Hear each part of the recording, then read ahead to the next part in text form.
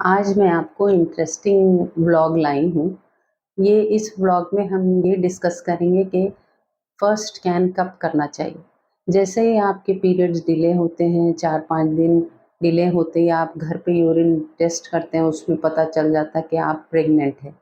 आप कंफर्म करने के लिए डॉक्टर के पास जाते हैं और आपका जाना ज़रूरी है, क्योंकि शुरू में जब प्रेगनेंसी आपको यूरिन में पता चलती, ये हमारे को स्कैन में भी नज़र आना ज़रूरी। आपके डॉक्टर आपको स्कैन एडवाइस करते हैं, जो स्कैन में हमारे को 2 चीज़ों का पता करना ज़रूरी है कि उसका लोकेशन कहाँ है और कितने हफ्ते के हैं। तो जब आपका डॉक्टर आपके लिए स्कैन एडवाइस करता, अक्सर लोगों का ये डर रहता कि हम स्कैन नहीं करवाना है, क्योंकि स्कैन से प्रेगनेंसी लॉस हो जाएगा, और वो मानने तैयार नहीं रहते। और उनके घर वाले भी यही बोलते हैं कि 3 महीने तक स्कैन मत करवाओ या 5 महीने तक मत करवाओ, मगर इससे काफ़ी चीज़ें मिस हो जाती। तो मेरी आप लोगों से ये एडवाइस है कि आप शुरू के स्कैन के लिए ज़रूर करवाना, और इससे क्या-क्या पता चलता है कि प्रेगनेंसी कहाँ है।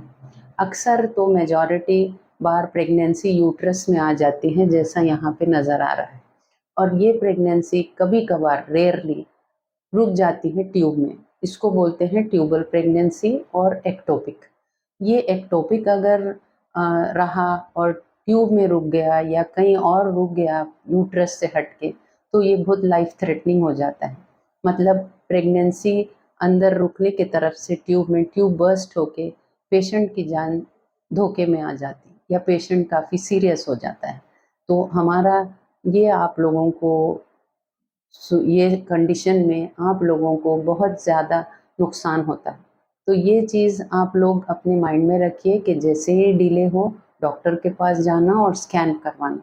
और ये स्कैन कैसे करते हैं? ये स्कैन वजाइनल स्कैन रहता है, जो वजाइनल प्रोब से करते हैं।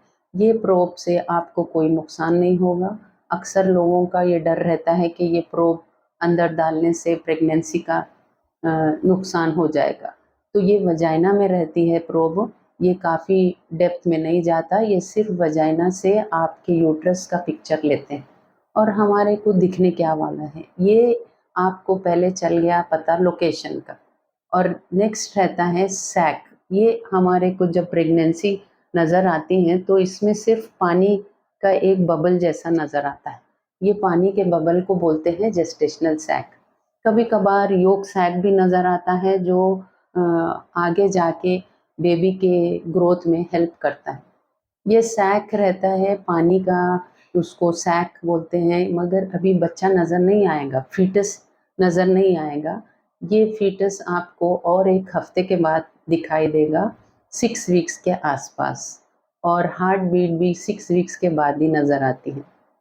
तो हमारा ये आप लोगों से बोलना है कि काफ़ी डिटेल्स पता चलते हैं अगर अर्ली प्रेगनेंसी में स्कैन हो गया तो। और ये कितने हफ्ते का है, ये कितने दिन एग्जैक्ट आपको लग रहा है प्रेग्नेंट होके, या ग्रो कितने हफ्ते की हो चुकी है अभी प्रेगनेंसी। तो ये मेरी आप लोगों से रिक्वेस्ट है कि आप स्कैन के लिए मना मत करिए और स्कैन करवाइए।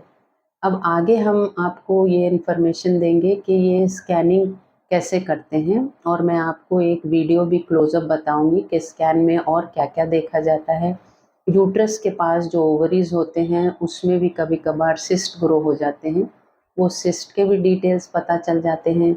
और कुछ और अगर इश्यूज़ है, कुछ और एबनॉर्मेलिटीज़ हैं प्रेगनेंसी के साथ, तो वो भी हमारे को क्लियर पता चल जाता है।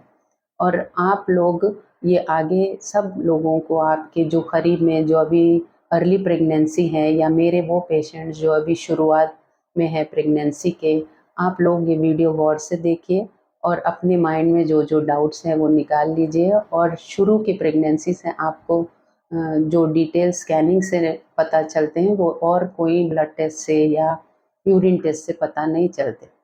तो ये आप लोगों को काफ़ी रहेगा इन्फॉर्मेशन शुरुआत की प्रेगनेंसी के स्कैन के लिए।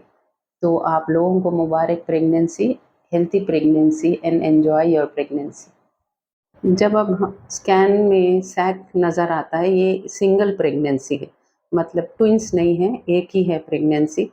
तो ये प्रेगनेंसी यूट्रस के अंदर आ गई और ये सैक का जो मेजरमेंट है ये लेने के बाद इसके अंदर का सिस्टम अपने को कितने वीक्स है वो देता। तो ये खुद ही कैलकुलेट हो जाता स्कैन मशीन में कितने वीक्स है और एक्सपेक्टेड डेट ऑफ डिलीवरी क्या है।